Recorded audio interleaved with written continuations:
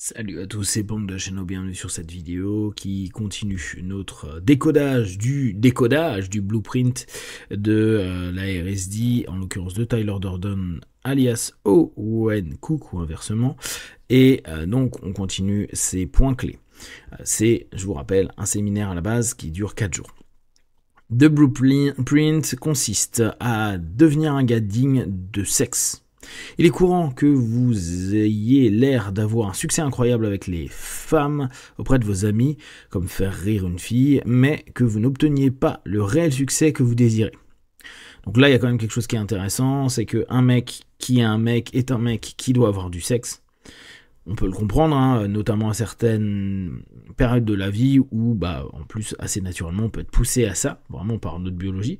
Mais pour autant, il peut y avoir plein d'hommes qui sont hommes et qui désirent pas forcément du sexe. En tout cas, pas comme si c'était juste un outil de consommation à un moment donné. D'ailleurs, c'est un des gros paradoxes qu'il peut y avoir aujourd'hui, où vous allez l'avoir dans la communauté masculine, qui vont chercher la plupart du temps des femmes qui vont avoir un faible body count, mais du coup, eux, on ne sait jamais si eux, ils ont beaucoup couché, s'ils sont encore vierges, potentiellement, autant aller jusqu'au bout du concept et eux-mêmes ne jamais avoir fait l'amour et ne faire l'amour qu'avec la femme qui deviendra leur femme. Donc on revient sur aussi cette espèce de fantasme et d'illusion de la femme traditionnelle et même de la famille traditionnelle. Et derrière, cette notion de être digne de sexe, dans ce cas-là, les masculins actuels, ils l'ont pas. C'est un des trucs qui est un peu woke chez eux. C'est-à-dire que, vu que la fille doit avoir peu de body count, eux, potentiellement, s'ils sont assez cohérents, devraient avoir peu de body count, parce que eux aussi, c'est pas un truc clean, même s'ils trouvent plein de causes à effet pour dire que les hommes, c'est plus d'accord. Mais de facto, un homme, c'est juste un homme, c'est ceux qui gèrent la famille, qui s'occupent de ceci, cela, mais qui, paradoxalement, parlent beaucoup moins de sexe, hormis pour critiquer la femme. Donc du coup, il y a quelque chose qui peut être un peu paradoxal, on creusera ça ultérieurement. Réussir avec les femmes vous donne le choix avec les femmes. Et comme il l'a dit précédemment, parce que je pense que ça, il faut quand même pas le zapper, un succès incroyable avec les femmes auprès de vos amis, et en général, on revient à ce qu'on disait, le PUA et l'influence qu'il peut y avoir, la séduction avec les femmes, emmène aussi une influence vis-à-vis des hommes. Regardez, et là, vous pouvez reprendre tous les coach séduction actuels US ou France qui vont dire moi je suis beau, je suis grand, je suis génial, j'ai une femme extraordinaire, elle est belle, incroyable, mannequin, tout ce que vous voulez. Donc il y a cette espèce de regarder qui je suis parce que moi j'ai du pouvoir, et puis cette notion on pourrait dire limite le désir mimétique. Les fans vous donnent le choix avec les femmes, c'est potentiellement un désir mimétique, que vous connaissez, hein, on va faire très simple, c'est le fameux un enfant a un jouet, il ne joue jamais avec, un copain vient chez lui, il prend ce jouet, et l'enfant fonce sur ce jouet en disant c'est mon jouet, c'est à moi, je veux pas que tu y joues. Et c'est la même chose parfois avec un homme n'a pas d'intérêt pour une femme, cet homme-là sort avec une femme qu'elle connaît ou pas d'ailleurs, il prend de la valeur, désir mimétique, c'est pas l'homme qui est intéressant, c'est le désir qui est créé au travers de cette notion-là. Donc quand il dit réussir avec les femmes vous donne le choix avec les femmes, c'est qu'il peut y avoir un désir mimétique. Là encore, il y a plein de mecs qui réussissent avec des femmes, mais ça leur donne pas plus de femmes, c'est juste que peut-être ils sont plus dans une forme de séduction qui est fonctionnelle, et les femmes sont d'accord dans ce jeu-là. Être et non faire. Donc là, on revient vraiment sur le cœur, qui va être son leitmotiv pendant tout le séminaire, et qui, à mon avis, est plus juste, hein, être et non faire. Mais attention, parce que là aussi, on peut le généraliser dans le coaching et dans le travail que vous faites sur vous-même. On a une espèce de segmentation être, faire et avoir. Et en gros, le avoir, c'est pas bien, le faire, c'est pas mal, mais l'être, c'est bien, c'est le sens de toi-même, c'est tout ce qui est grand, grandiose, grandiloquent en toi. Alors que si c'est être, faire et avoir, si on a une triptyque, c'est bien d'équilibrer la triptyque. Ne pas à chaque fois se dire « Ah non mais moi je suis passé dans l'être » alors que vous êtes des doueurs. Vous savez, il y a les doueurs, thinkers et tout ça. N'hésitez pas à aussi valider que vous êtes pas. Moi, je suis quelqu'un qui met en place. Je suis un acteur des choses. Vous n'avez pas à critiquer cette facette de vous. Parce qu'on va vous dire, oui, non, mais l'essence de toi se trouve dans l'être. Ouais, mais tu peux faire des choses pour être quelqu'un. Et être qui tu es. Et reconnaître qui tu es. Donc là aussi, il faut faire attention avec ces grands principes où on dit, ouais, l'être plutôt que le faire. Oui, bah, du coup, il est devenu quelqu'un qui cherche l'être parce qu'il n'était pas satisfait par le faire. Sauf que il a pu être parce qu'il a fait beaucoup. Cela implique toujours de sortir et de rencontrer des femmes, donc ça c'est le faire. Si vous sortez, la plupart de vos points de blocage se corrigeront automatiquement.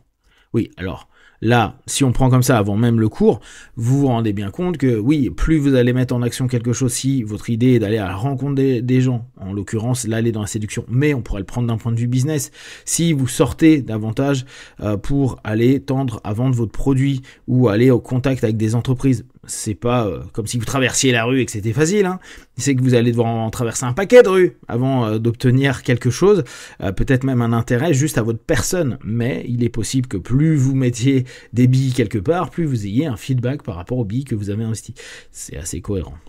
Et vous voyez comment ça peut faire style de dire ce genre de choses-là. Ouais, plus vous le faites et plus ça va le faire. Merci mon pote. Ça s'appelle la prise d'expérience, la répétition. C'est ce que fait plein de personnes de façon plus ou moins consciente. C'est comme ça qu'on a été éduqué. Je me marche, je tombe, je remarche, je retombe, je marche, je me tombe, et au bout d'un moment, je tombe de moins en moins.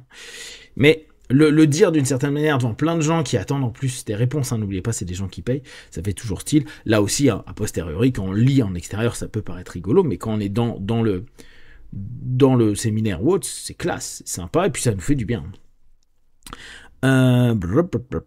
Tyler a répété ce programme pendant 1 an. Le programme a fini par se condenser. Il commence par des principes, puis se construit entre eux. Oui, quoi, ça s'appelle une organisation d'un programme, quoi d'un séminaire.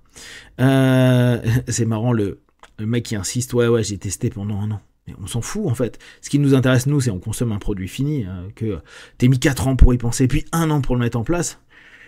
Mec, c'est là où on se rend compte, mais on le fait tous, hein, quand on fait des workshops, des ateliers ou des présentations ou autres. Il y a des moments où on raconte des storytelling, mais qui servent à rien. Mais c'est un storytelling, donc c'est un récit. Ça permet aux gens de rentrer dedans, de le noter, de se dire pas con, et peut-être même de valider, valoriser ça.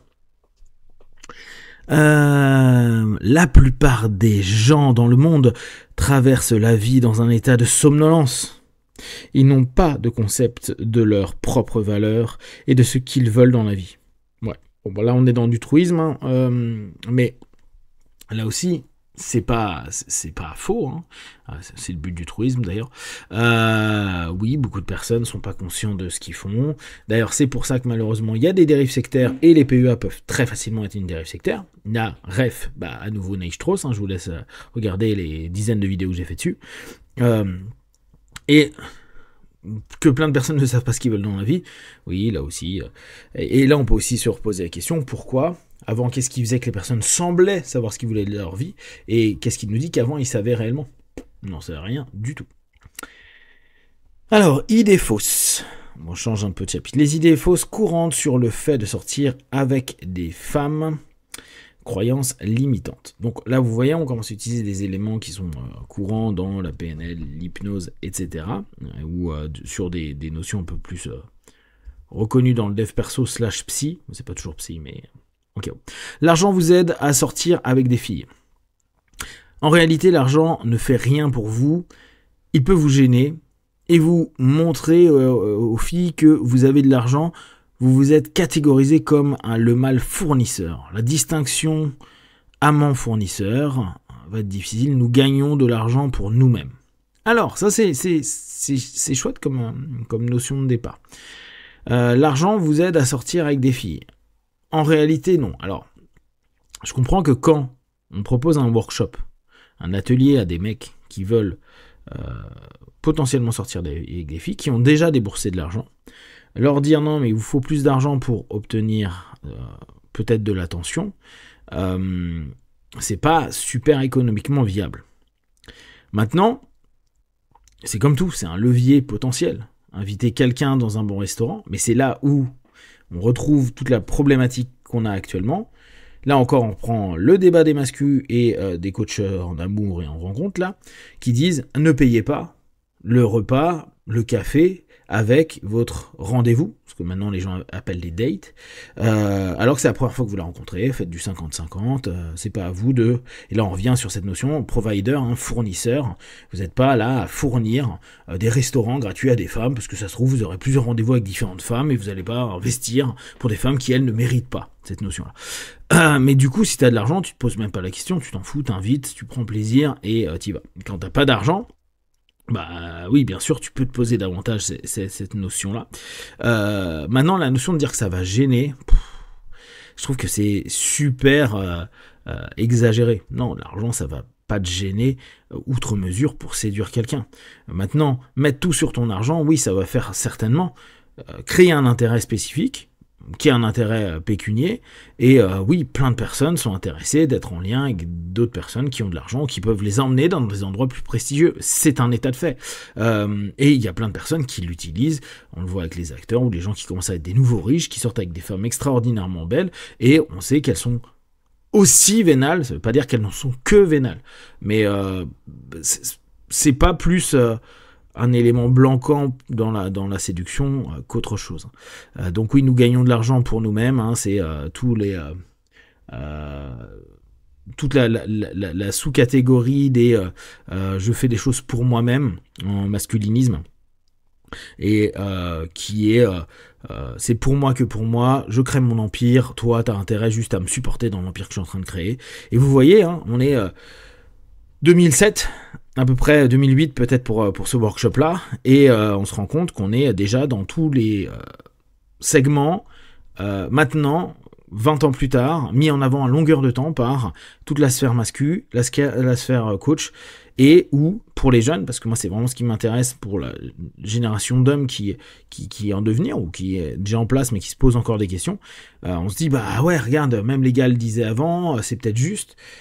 Il y a certainement des choses à reprendre, notamment ce genre de choses-là. Tu peux partager ton argent si tu as envie de le faire. T'as pas à répondre à des critères et des règles qui sont préétablis par des mecs qui, eux, vont te demander de dépenser de l'argent pour les appeler ou faire un atelier avec eux. Donc déjà, faut aussi replacer où tu mets ton argent et pour quelles raisons. Est-ce que ça va t'apporter plus? Tu vas réellement à long terme faire quelque chose en payant ces ateliers, ou peut-être avoir invité plusieurs femmes pour des premiers rendez-vous, ou 2, 3, 4e rendez-vous, ça t'aura apporté plus de bonheur, de bien-être, que d'avoir passé 3 jours qu'avec des mecs à parler des filles et pas forcément parler des femmes de façon hyper positive. Ça, c'est vraiment des choses qu'il faut s'interroger, se questionner à ce moment-là. Si vous avez des questions, des remarques, vous les partagez sur Facebook, YouTube, j'y répondrai le plus rapidement possible. Comme d'habitude, de tout ce que je propose, ne prenez que ce qui est bon et juste pour vous, tester, observer, analyser et conclure. Be one.